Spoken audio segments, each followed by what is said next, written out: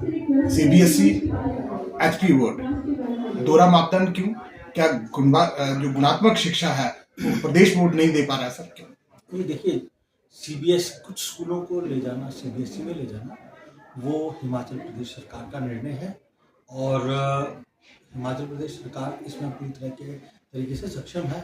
हम सिर्फ HP board की बात करेंगे। तो एचपी बोर्ड, मैं आपको बताऊं कि एचपी बोर्ड का जो सिलेबस है वो वही सिलेबस है जो सीबीएसई के स्कूलों का सिलेबस है। और आपने देखा होगा कि पिछले कुछ सालों में जो नतीजे भी हैं वो एचपी बोर्ड के जो है वो पहले से बेहतर आ रहे हैं। जो नई शिक्षा नीति है हम उसको पूरी तरीके से लागू कर रहे हैं। एनसीईआरटी की जो भी लेटेस्ट किताबें आ रही हैं वो भी जो है हम बच्चों को उपलब्ध करवा रहे हैं। जो है ये विषय वैसे जो है डायरेक्टरेट का है और इसमें ये होता है कि एक खास परसेंटेज होती है जो हमारे इकोनॉमिकली बैकवर्ड क्लासेस के जो स्टूडेंट्स होते हैं उनके लिए होती है। लेकिन आपकी जानकारी के लिए ये बताऊं कि इसमें जो है अभी तक जो हमारे पास डेटा है उसमें ये है कि थोड़ा सा लैक ऑफ अवेयरनेस है। जो हमारे स्कूल्स हैं, खासकर जो प्राइवेट स्कूल्स हैं, उनके अंदर थोड़ा सा लैक ऑफ अवेयरनेस है। इसमें अवेयरनेस लाने की ज़रूरत है और मुझे लगता है कि अगर प्राइवेट स्कूल्स के अंदर अवेयरनेस आएगी तो इसमें निश्चय ही और भी विद्यार्थियों को लाभ मिलेगा। स्कूल शिक्षा बोर्ड तो पहले से टेट एग्ज़ाम साल में 2 बार कर रहा है। इसमें एक एग्ज़ाम हम जून में लेते हैं, नवंबर में लेते हैं और एज सच हमें कोई इस तरीके का सरकार से कोई आदेश नहीं आया है कि आपने टीचर्स के लिए स्पेशली टेट करवाना है। यदि आदेश मिलेंगे तो हम ज़रूर सरकार के आदेशों को मानेंगे।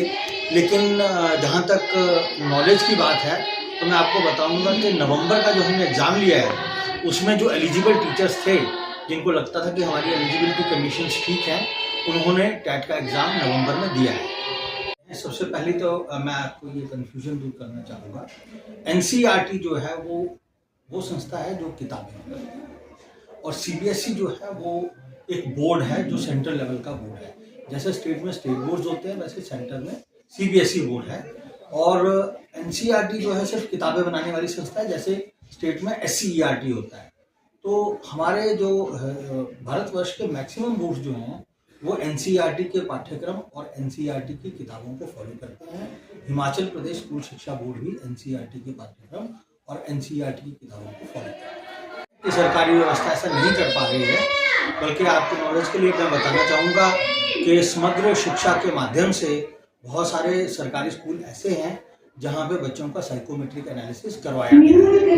लेकिन मैंने निजी स्कूलों की बात इसलिए की क्योंकि सरकार में हर चीज़ स्ट्रक्चर्ड है, वहाँ पे फंडिंग अवेलेबल होती है और एक पर्टिकुलर कार्यक्रम के तहत ये चीज़ें चलती हैं। लेकिन जहाँ तक मैं निजी स्कूलों की बात करूँ तो निजी स्कूलों में इस तरीके का कोई संगठन इनका बन नहीं पाया अभी तक। तो ऐसा है कि बच्चा चाहे वो सरकारी स्कूल का है चाहे निजी स्कूल का है, बच्चा तो वो हिमाचल प्रदेश का है।